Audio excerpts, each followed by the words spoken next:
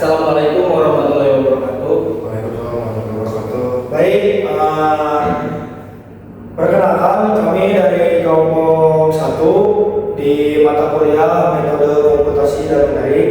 Di sini kami membawa studi kasus poin kedua yaitu suhu panas di pipa. Sebelumnya perkenalkan, nama saya Pak Hilal Dani dengan NIM 2411714178 dan ada rekan-rekan saya, silakan.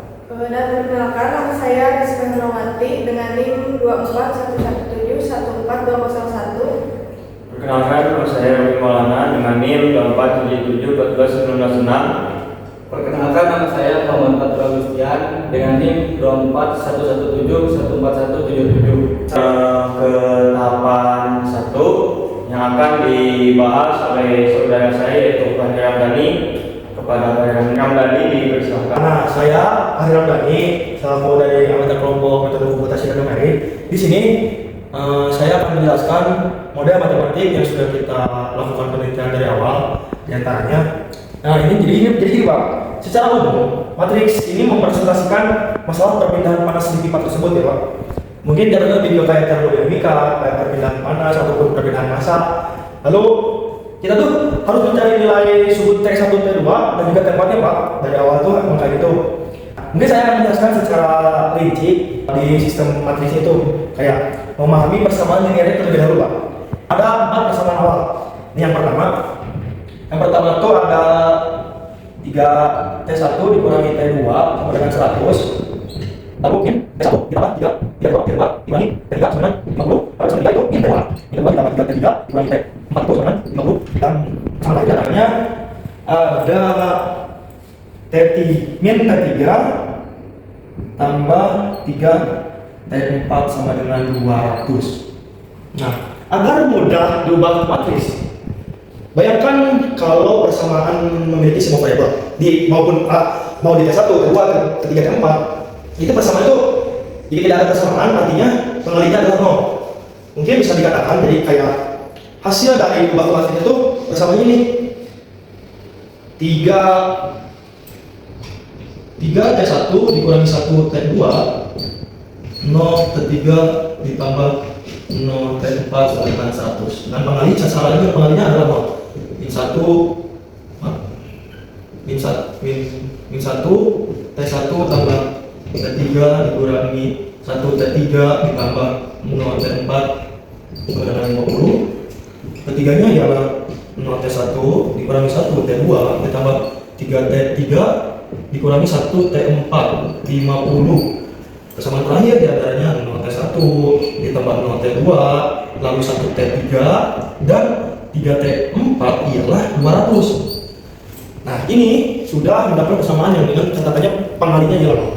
Nah, ini kita tinggal menyusun matriks sebenarnya. Kayak angka atau koefisien dari depan variabel untuk dimasukkan ke matriks atau A juga kayak disusun menjadi variabel di vektor T-nya dan masih dari vektor B diantaranya dengan sudah kita membuat model matematik di atas, kita mendapatkan angka atau koefisien dalam bentuk menyusunnya ke matriks. Seperti yang sudah diajarkan di minggu dahulu. Di sininya ada 1, lalu min 1, 0, 0.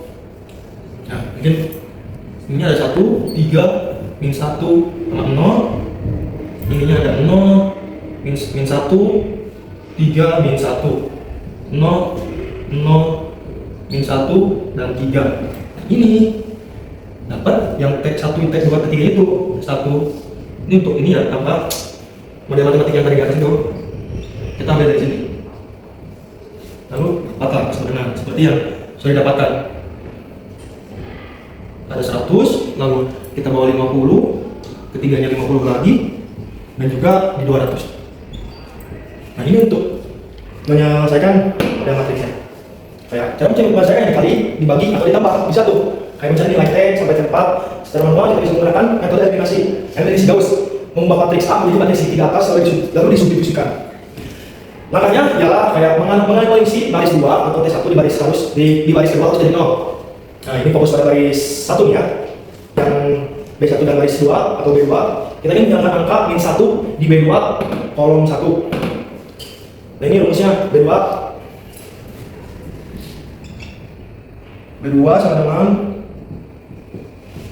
B2 kedua ditambah 1 min 3 B1. Ini untuk rumus umumnya. Kita dapat rumus ini. Lalu hitungan untuk metodenya ini di sini. Min 1 ditambah 1/3 lalu dikali 3 harus sama dengan 0. Nah, untuk kolom 2 nya ada 3 ditambah 1/3 masih menggunakan, lalu dikali min 1 sama dengan 8/3. Dari mana? Dari hasil sistematis penjabarannya dari sini. Kalau ada kolom 3 itu min 1 ditambah min 1/3 dikali 0, maka hasilnya ialah min 1. Untuk terakhir ada jenis-jenisnya guys. Untuk 0 ditambah 1/3 0 lagi ialah 0. Nah, hasil dari vektor B dan aja kita dapat ini yang lain. Masanya tuh di sini.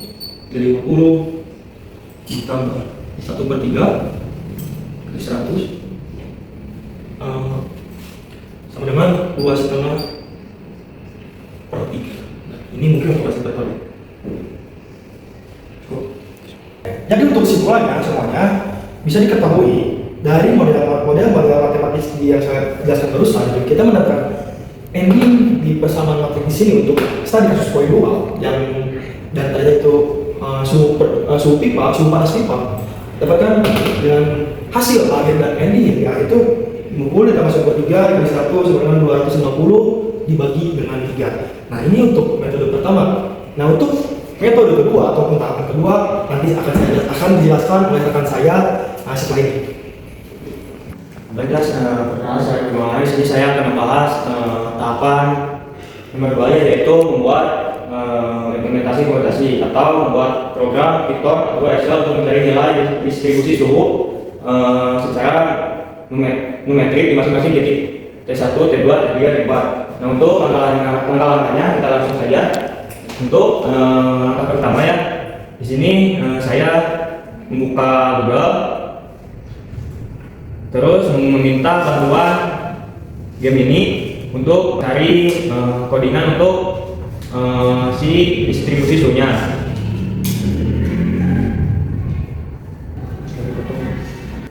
Nah, ini untuk hasilnya ya. Nah, untuk kalau sudah ada hasilnya, kita buka Google Colab-nya.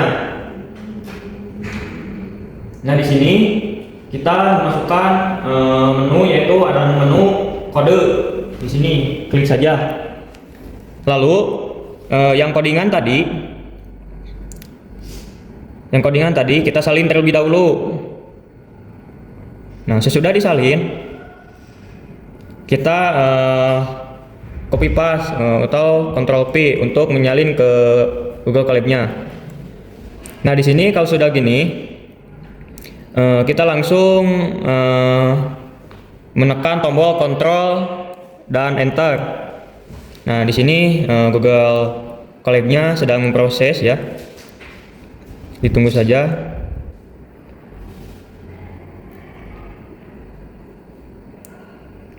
Nah, ini untuk hasil grafik distribusi stabil sepanjang titik node pipa. Nah, untuk node 1 yaitu 51,82 derajat Celcius, yang kedua 55,45 derajat Celcius, yang ketiga 64,55 derajat Celcius, dan yang keempat 88,18 derajat Celcius. Nah, itu untuk mencari untuk implementasi atau mencari distribusi di masing-masing titik suhu pipa. Nah, mungkin selanjutnya yaitu untuk tahapan selanjutnya yang akan dibahas oleh rekan saya. Terima kasih. Perkenalkan, saya Muhammad Fathar Gustian. Di sini saya mau membahas tahapan 3. Yang pertama ada metode langsung, yang kedua ada mode iteratif atau Gauss-Seidel. Oke, langsung saja kita buka Google Colab. Untuk format matrik SPL tadi, yang pertama ada T1 3 min 1 0 0 T2 min 1 3 min 1 0, T3 0 min 1 3 min 1, T4 0 0 min 1 3. Nah, untuk hasilnya di sini ada yang T1 100, T2 50, T3 50, T4 200.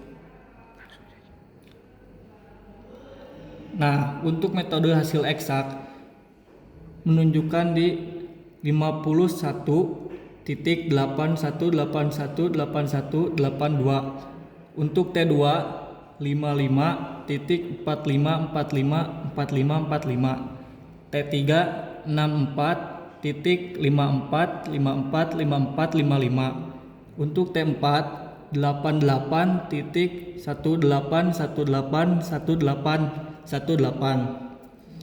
Nah, untuk yang kedua metode iteratif. Rumus Gauss-Seidel. Yang pertama ada T0 sama dengan 10 plus T1 per 3. T1 sama dengan 50 plus T0 plus T2 per 3. T2 50 plus T1 plus T3 per 3. T3 sama dengan 200 plus T2 per 3. Oke, di sini langsung aja untuk ke prosesnya.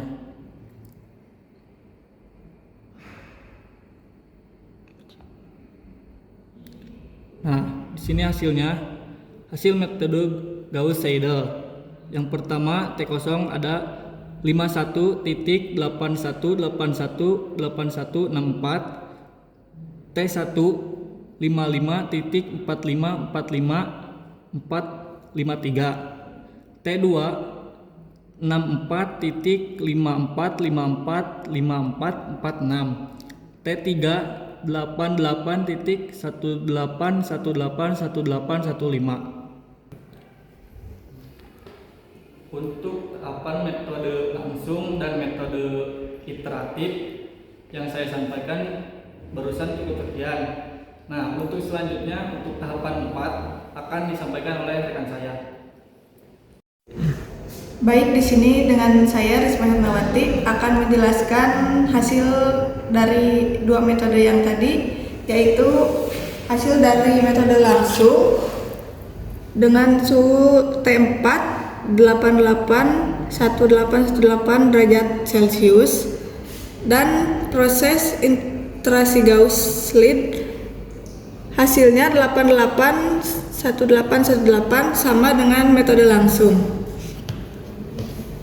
Di sini tahap 4 ada analisis dan visualisasi.